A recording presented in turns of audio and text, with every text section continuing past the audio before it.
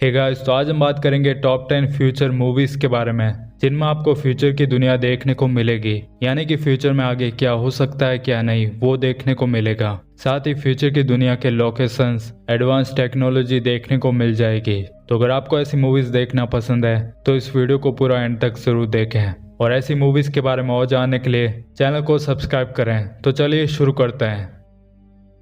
Number 10 पर आती है फिंच। ये फिल्म 2021 में आया था। फिल्म की कहानी में दिखाया जाता है कि एक एपोकलिप्स के चलते पूरी दुनिया की पॉपुलेशन खत्म हो जाती है, जिसमें फिंच और उसका डॉग जिंदा रह जाता है। लेकिन ये दोनों जहाँ पर रह रहे होते हैं वहाँ का एटमॉस्फेयर खराब हो रहा होता है। इस कारण फिंच को हर समय ये डर लगा रहता है कि अगर वो कहीं मर गया तो उसके बाद उसके डॉग का ध्यान कौन रखेगा।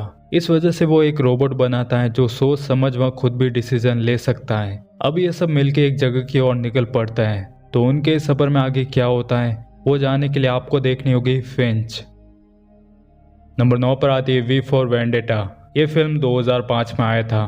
फिल्म की कहानी में दिखाया जाता है कि सन 2032 में दुनिया के बड़े बड़े देशों में सिविल वॉर हुए, जिसमें यूके और यूरोप के बीच एक डेडली वायरस अटैक हुआ जिसमें लाखों लोग मारे गए। अब यहाँ एक नई और अलग सोच वाली गवर्नमेंट है। इनके अलग कानून है। यहाँ लोगों को अपने विचार रखने की आज़ादी नहीं है और जब कोई इस गवर्नमेंट का विरोध करता है तो उसे जान से मार दिया जाता है। इस देश को एडम सटलर चला रहा होता है जो यहाँ का हाई चांसलर होता है। तो इन्हीं सबको खत्म करने के लिए वी नाम का एक शख्स होता है जो कि एक फ्रीडम फाइटर होता है जो लोगों को इस गवर्नमेंट से आज़ाद कराना चाहता है। तो वो ये सब कैसे करता है वो जानने के लिए आपको देखनी होगी वी फॉर वेंडेटा।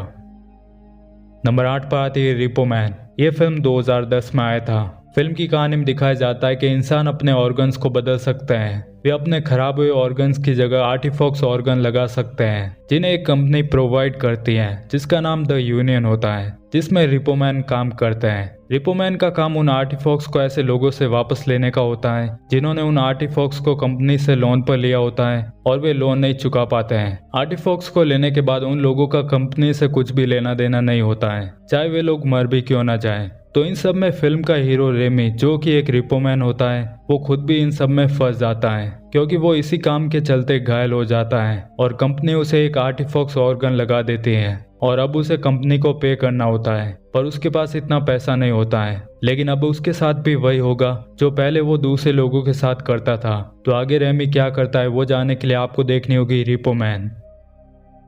नंबर 7 पर आती है वॉली।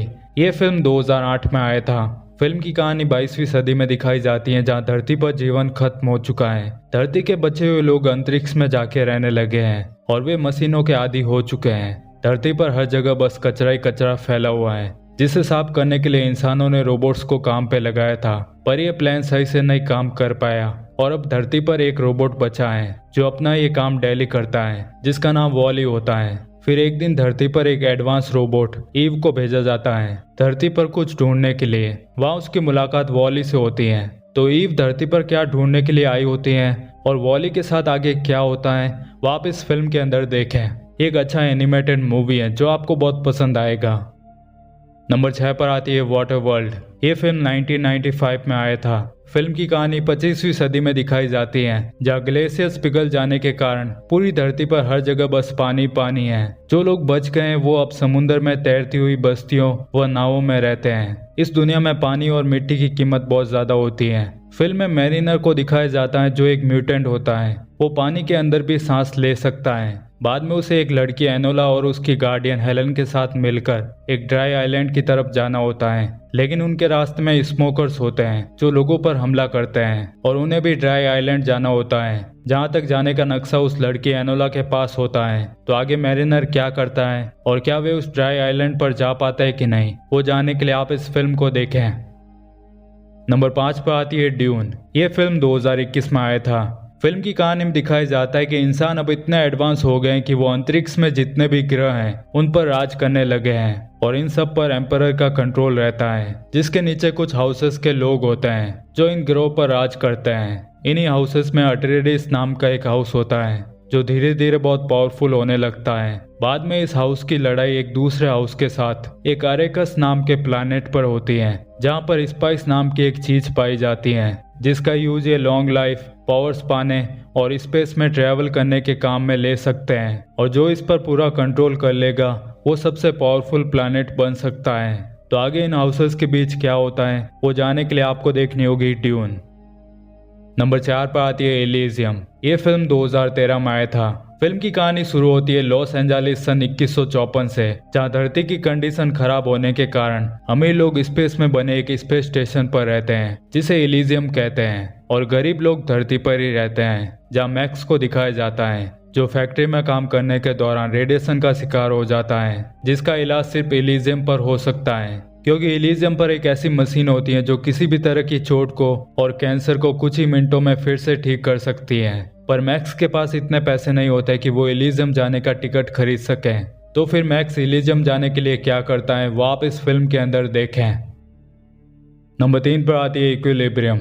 ये फिल्म 2002 में आया था। फिल्म की कहानी फ्यूचर से शुरू होती है जहाँ तीसरा वर्ल्ड वॉर खत्म हो चुका है, जहाँ अब लिब्रिया सिटी के लोग रहते हैं। इस दुनिया के लोगों को किताबें पढ़ना, फीलिंग्स रखना, गुस्सा करना जैसी चीजें करना बिल्कुल भी अलाउ नहीं होता है, क्योंकि इन्हीं सब चीजों से उनमें इमोशंस आते हैं और लोग एक दूसरे के दुश्मन बन जाते हैं। वे एक दूसरे से लड़ते झगड़ते रहते हैं। तो इन्हीं सब इमोशंस को दूर करने के लिए वहाँ की गवर्नमेंट उन्हें प्रोजियम नाम का एक ड्रग देती है। तो फिल्म में जॉन प्रेस्टन को दिखाया जाता है जो एक सुपर सोल्जर होता है, वो ये ड्रग लेना बंद कर देता है। तो इस वजह से उसके साथ आगे क्या होता है वो जानने के लिए आपको देखनी होगी इक्विलिब्रियम।